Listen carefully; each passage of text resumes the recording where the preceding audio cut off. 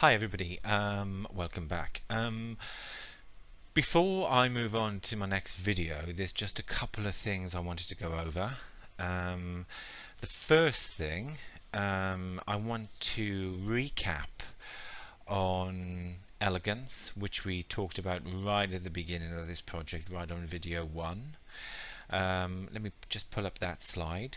So here we are endeavoring to create efficient coding derived from elegant aesthetics. Elegance equals precision and accuracy. I think I've explained several times what that means to my coding, and I've tried to exemplify that as much as I can.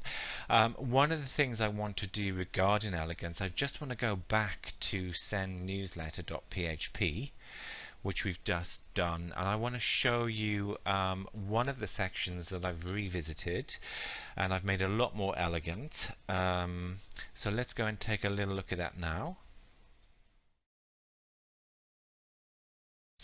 Okay, so generally I've gone through sendnewsletter.php and I've cleaned it up in the usual manner, taking out unnecessary comments and so forth.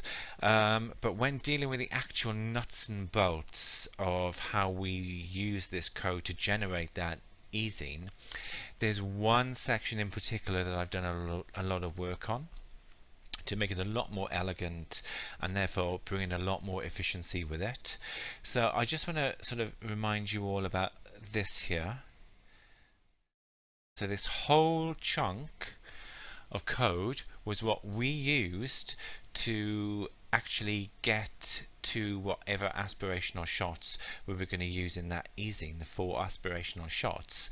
And I don't know if you remember, we talked about total men's quantity, total women's quantity, the total quantity of all sales, and then we went on to talk about men's percentage, etc., etc., until eventually you got the percentage weighting to actually dictate what those 4 aspirational shots were going to be. Now this was a huge chunk of code, and I think probably I'm very similar to a lot of people in that when you start coding a particular project, you know what the goal is, and you kind of know how you are possibly going to get there. But during the way, a lot of code is needed, which is way in excess of what you need from an elegant perspective. So it's always really useful to revisit that code and really try and rationalize it and reduce it down. So all of this code here I've actually reduced down to a far more elegant solution, which is just these 5 lines here. So these 5 lines of code replace everything that we were doing down here in this section. I'm not going to go into too much detail. I mean, as I've said, this is not a project for beginners. It's really intermediate to advanced, but certainly take some time and compare this code to the original code below. What I'm now going to do, I'm actually just going to remove all of this code completely. There you go.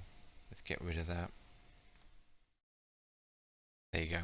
So we're left with a far more elegant solution. So generally speaking now, this whole sendnewsletter.php, it is a lot cleaner and a lot more structured. Okay, so now I thought it would be really useful just to go back to the original objectives before we move on to the next video.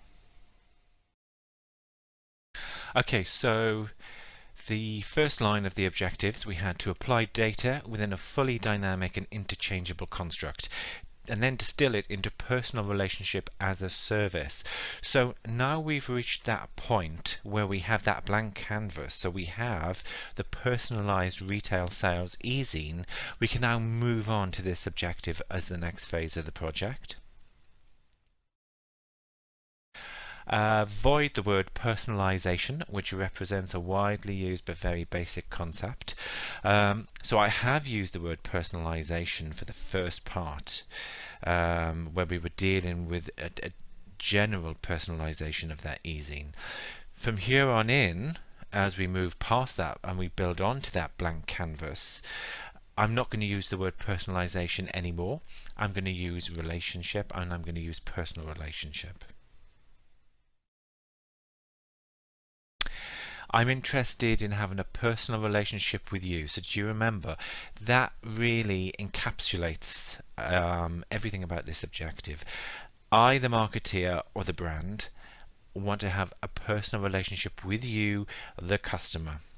And that's going to allow me to deepen that relationship in a way which will maximize sales. It will hopefully increase cross-sell. It will hopefully increase upsell. It will hopefully have a knock-on effect and increase advocacy. And the last one, for this exercise, the construct will take the form of a customer targeted retail sales e-zine. So I'm going to stick with the e-zine, but what I am going to do for phase 2 is I'm going to make it far more modular. And the reason that I'm going to make it far more modular is because if I skip to the final stage, to stage 3 of this project, where we're starting to talk about distilling it into a service, personal relationship as a service, I think that the modular model is going to work really, really well with the concept of a service. Okay, so I'm going to end that here, and I look forward to seeing you on my next video.